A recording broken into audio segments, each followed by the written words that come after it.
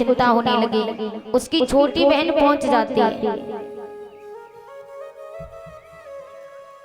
छोटी बहन ने कहा कि बहन क्या बात है, तुम्हारे चेहरे पर ये उदासी क्यों है? तो धुंधली ने कहा कि मेरे पति ने, बाबा अगरबत्ती लगा रहे हैं,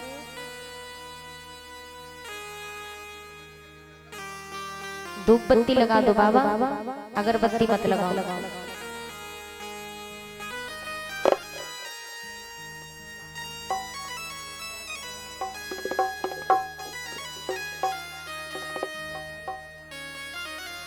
श्री राधे राधे।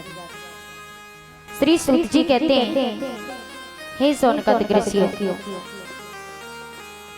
आज छोटी बहन ने कहा कि बहन चिंता की बात नहीं है, तुम्हारे पति ने ये फल दिया है, तब से मेरा भी गर्भ धारण है। तो एक काम करना, तेरे पति को आवश्यकता है संतान की, तेरे घर में धन है लेकिन संतान नहीं, और मेरे घर में संतान है लेकिन धन नहीं। तो एक काम करना, मेरा गर्भ धारण है, मेरे जो संतान होगी वो संतान मैं तुम्हें सौंप दूंगी, लेकिन उसके बदले मुझे धन चाहिए। उसकी बहन ने कहा ठीक है। फल को ले जाकर के गाय माता की नाद में डाल दिया। गाय माता ने फल को ग्रहण कर लिया, पान कर लिया। तो गाय माता का गर्भ धारण हो जाता है। समय व्यतीत होता गया, 9 मास भरपूर होने के लिए आए, और 9 महीने व्यतीत होने के बाद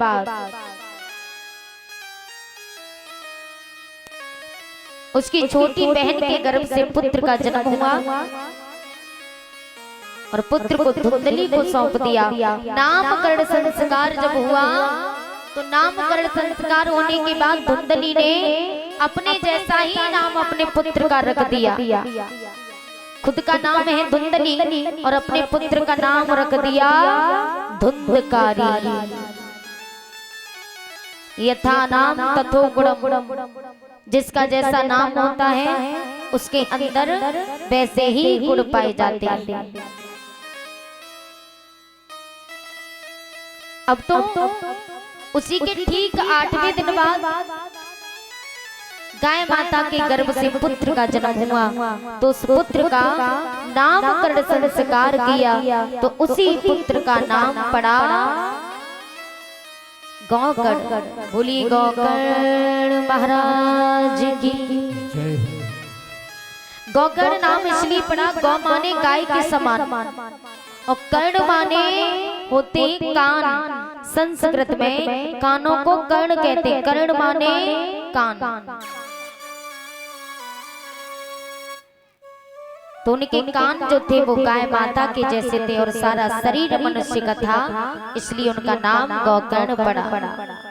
गौकर्ण जी बड़े हुए तो भगवान के भजन में विलीन हो जाते, भगवान का भजन करने लगे, लेकिन धुंधकारी वैश्याओं की संगति में पड़ गया। एक वैश्या से प्रेम हो जाता है, और धीरे धीरे घर का सारा धन वैश्या पर लुटाने लगा।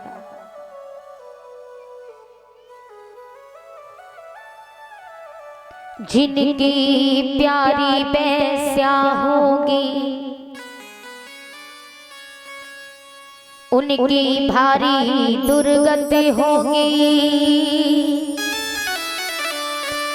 जो सगे बाप की नाही भई, वो भला तुम्हारी क्या होगी। एक वैश्या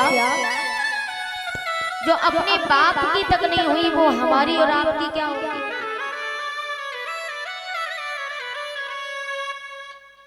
तो वैश्यों की संगति में जैसे ही पड़ा, जैसे रंग कुसंग की चादर, तैसोई रंग पराई तिरिया को।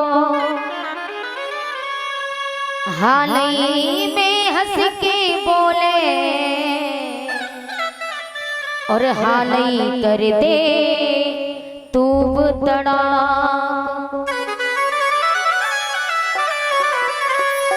पराई स्त्री का कोई भरोसा नहीं, कब तू तड़ा के पर आ जाए। और उसे जब तक आपसे मतलब होगा तब तक आपसे प्रेम करेगी।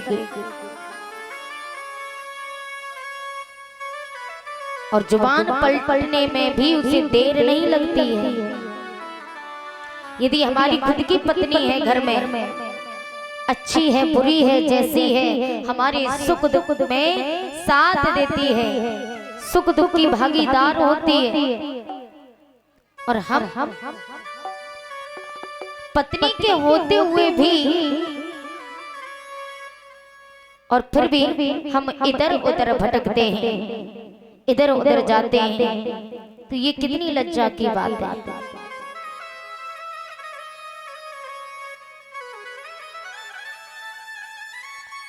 और यदि किसी ने फोन भी कर दिया, आजकल ये जमाना चल रहा है प्यारे, आजकल के जो लड़के हैं, और लड़के ही तो क्या कलयुग है भैया, आज ये यही चल रहा है प्रत्येक गांव में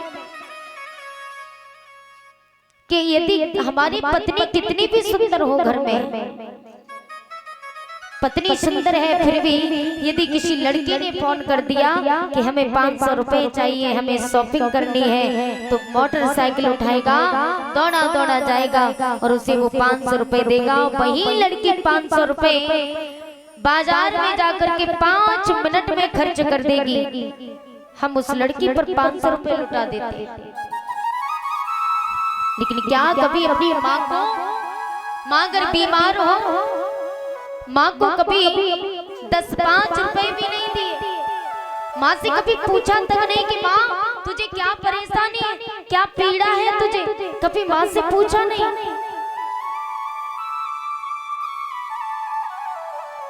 और यदि माँ बीमार भी पड़ जाए